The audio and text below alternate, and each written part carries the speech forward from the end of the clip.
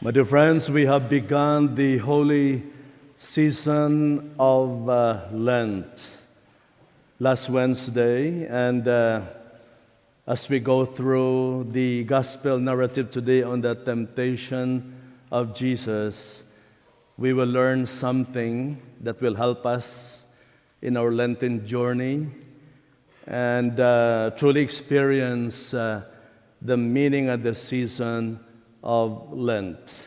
So let's begin with temptation. Temptation is a test to find your true strength, your true worth, and your value.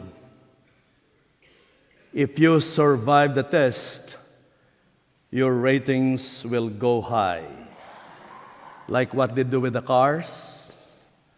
When they build cars, the real quality ones, they hit them against the wall. And if this vehicle survive, they are more safe, they are stronger, and they are more expensive. Because they survived the test. So, it's good to be tested.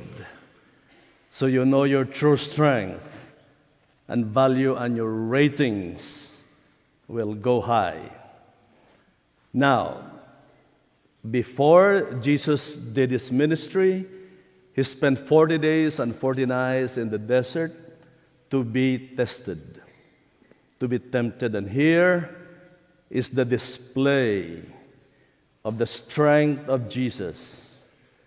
No matter how the devil swayed him, he had one single secret that made him overcome the temptation. He knew who he was. Thou shalt not tempt the Lord thy God. That is true strength, self-respect. He conquered the devil, self-respect. He cannot be swayed. He knew who he was. The quality of a person, the strength of a person, is determined by how much he knows himself and the degree of respect that he gives to himself. If you have self-respect, then you can command. People will know. People will respect you. But if you don't even respect yourself, who else will respect you? This is the way Jesus won the temptation. Thou shalt not tempt the Lord thy God. You're talking to your God self. So, this temptation of Jesus will help us now navigate through the season of Lent. These 40 days, which we started last Ash Wednesday, and the exact calculation of 40 will end on the eve of Palm Sunday. And then we'll have Holy Week, which is a grace period, a transition between Lent and Easter. Why is the church celebrating this season? As you know, you look around and the earth is changing gradually. Technically, spring has begun.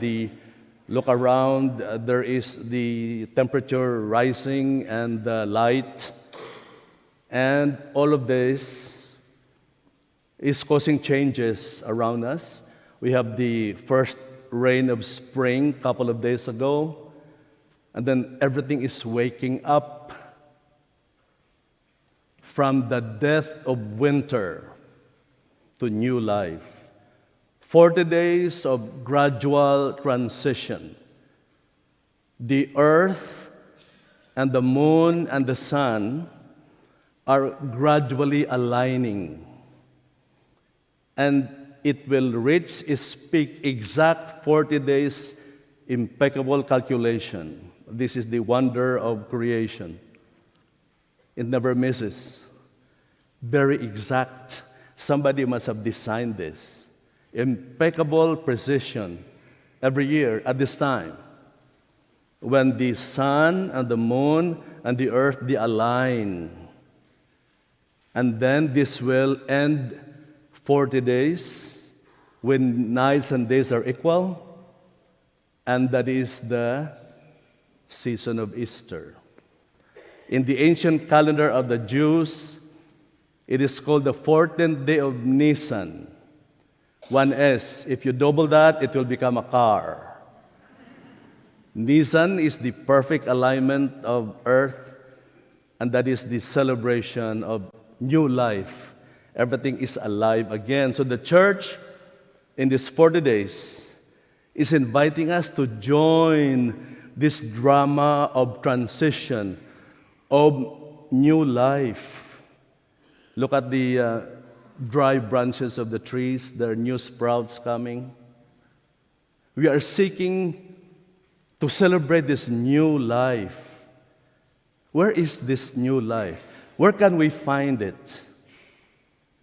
And so based on the temptation of Jesus and the way he presented himself, his divinity, we will journey to find this new life in us. We hope that as we draw closer to Easter, we also experience new birth. Look at the leaves coming out. Some go straight to the flowers. It's alive again. We want that by Easter, we will truly experience real life.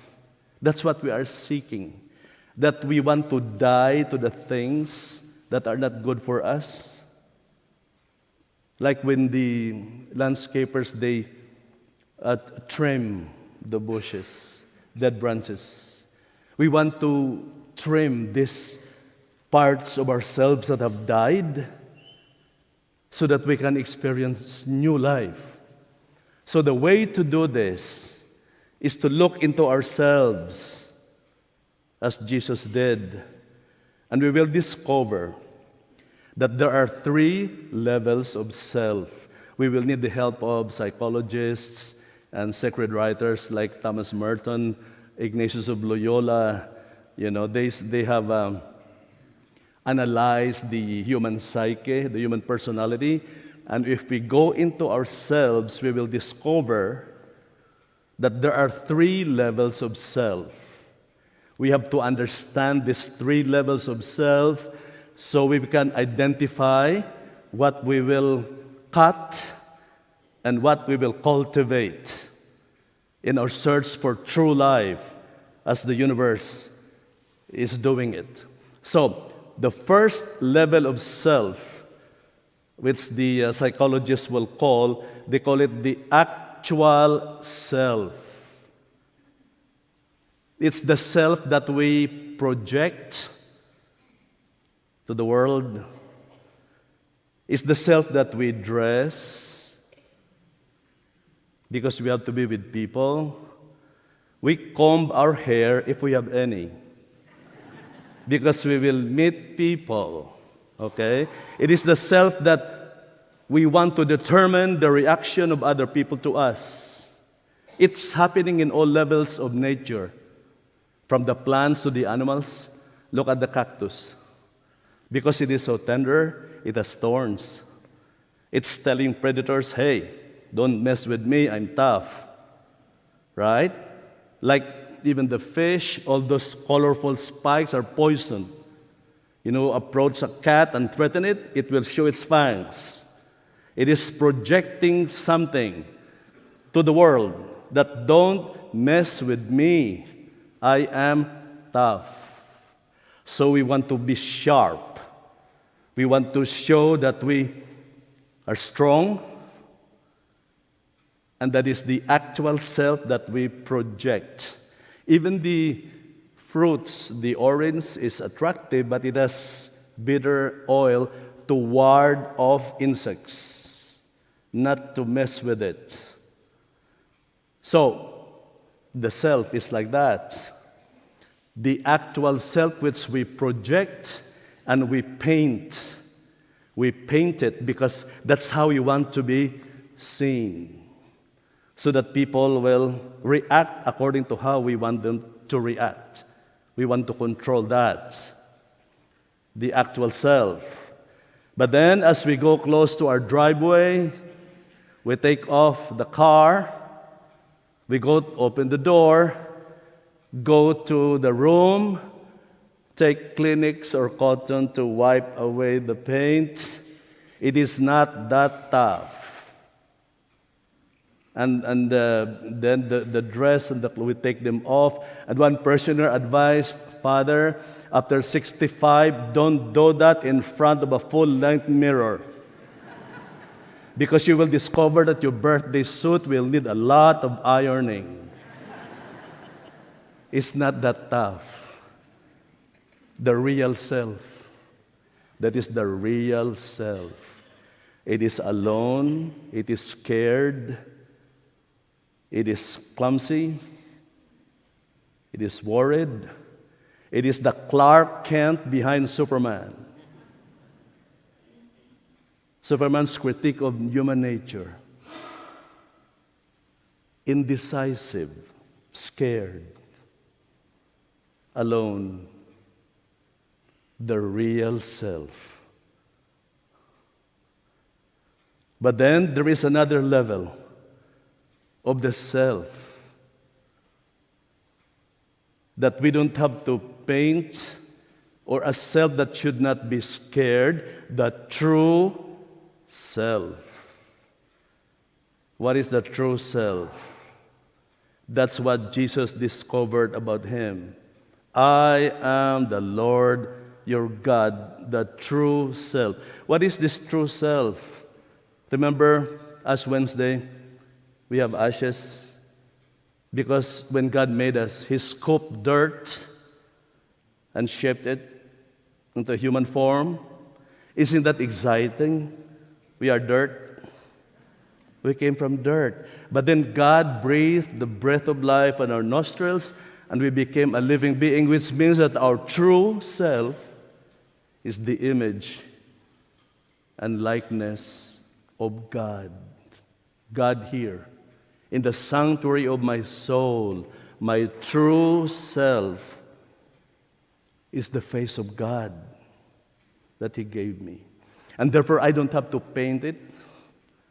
I don't have to project. I don't have to force people, hey, I'm strong. I don't have to pretend to be somebody. I don't have to be scared when I'm alone. I don't have to be doubting and not trusting because God here is in me.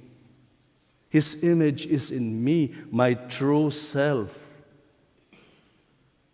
I could go through life cultivating this true self, not pretentious, not scared, and the people around me can feel the life radiating from within because it is the image of God that they see. And that is why people are comfortable with me, because I have a heart that can love, that is compassionate and forgiving, because that is the face of God in me. That is my true self. That is the self we are searching during Lent. That is why we have Ash Wednesday, we have abstinence and penance. We're going to journey into within so that we can find the true image where we cannot be afraid or pretentious, where we can experience true life and true peace, the true self. That is the goal of Lent, and that is where life is. So that at the end of Lent, we are alive like the earth. That is the homily today.